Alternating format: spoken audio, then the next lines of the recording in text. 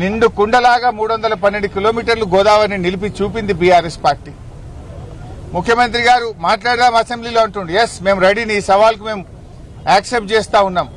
Camera దిప్పొద్దు, mic cut చేయొద్దు. Cut చేయకుండా నువ్వేం చేసినావో, బీఆర్ఎస్ పార్టీ ఏం చేసిందో చర్చించడానికి మేము సిద్ధం. 60 ఏండ్ల కాంగ్రెస్ పాలనలో చేసింది ఏందో, 9.5 ఏండ్ల బీఆర్ఎస్ పాలనలో ఏం చేసినామో మేము చర్చించడానికి సిద్ధం.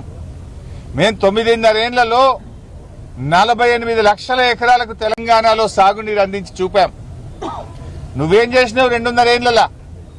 కనీసం 1 లక్ష ఎకరాలకన్నా నీళ్ళు ఇచ్చినావా? మాటలు తప్ప చేతలు లేవు. గోదావరి మీద చర్చకు మేము సిద్ధం.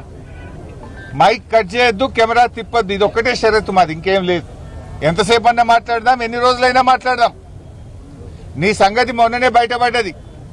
ఉత్తమ్ కుమార్ రెడ్డి గారు, మీ జర్నలిస్టులే సాక్ష్యం. ఆయన గారు దేవాదుల ప్రాజెక్టు మీద ఉత్తమ్ కుమార్ రెడ్డి గారు ఎక్స్ప్లెయిన్ చేస్తుంటే రేవంత్ రెడ్డి గారు ఆయన ఆపేసిండు. పాపం ఆయన పరిస్థితి దయనీయంగా అయిపోయింది ఉత్తమ్ కుమార్ రెడ్డిది. ఉత్తమన్న నువ్వు జరాగు, ఈ ప్రాజెక్టు మీద కడియం శ్రీహరి గారికి బాగా తెలుసు, ఈసారి రివ్యూ చేస్తే కడియం శ్రీహరిని పిలుచుకో అంటుండు. అంటే నీళ్ల మంత్రికి ఏం తెలియదని చెప్పకనే చెప్తున్నాడు. ఉత్తమ్ కుమార్ రెడ్డికి ఏమీ తెలియదని రేవంత్ రెడ్డి గారు మీడియా సాక్షిగా వరంగల్లోనే చెప్పిండు. ఉత్తమ్ కుమార్ రెడ్డిని ఇజ్జత్ తీసేసిండు. నీకేం తెలియదు, ఈ ప్రాజెక్ట్ గురించి కడియం శ్రీహరి గారికి తెలుసు, ఆయన్నే పిలుచుకో అంటాడు. ప్రాజెక్టు గురించి నీ మంత్రినే నువ్వు మాట్లాడనీయలేదు. రేపు అసెంబ్లీలో మాకు మైక్ ఇస్తావా? నువ్వు మమ్మల్ని మాట్లాడనిస్తావా?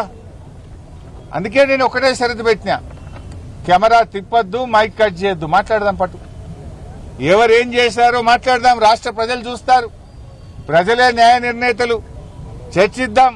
నువ్వు చంద్రబాబుకి ఎట్లా దాసోహమైనవో, మేడిగడ్డను, సమ్మక్క బ్యారేజీని, దేవాదులను పండబెట్టి ఆంధ్రాకు నీళ్లు కిందికి ఎట్లా వదులుతున్నావో, నల్లమల్ల సాగర్ కు నీ చీకటి ఒప్పందాన్ని బయట పెట్టడానికి మేము సిద్ధంగా ఉన్నాం.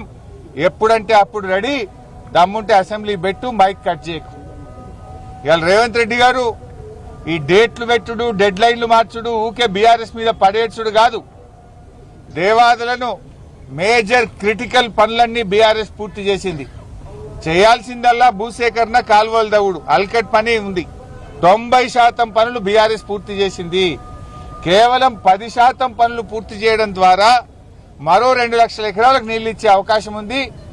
నిజాయితీ ఉంటే మళ్ళా డేట్ మార్చక, ఇప్పటికే పొంగులేటి డేట్ మారింది, ఉత్తమ్ గారు డేట్ మారింది, ఇప్పుడు నువ్వు ఇంకో డేట్ పెట్టినావు. డేట్లు, డెడ్ లైన్లు మార్చకుండా త్వరితగతిన దేవాదుల పూర్తి చేయాలని బీఆర్ఎస్ పార్టీ కోరుతా ఉంది.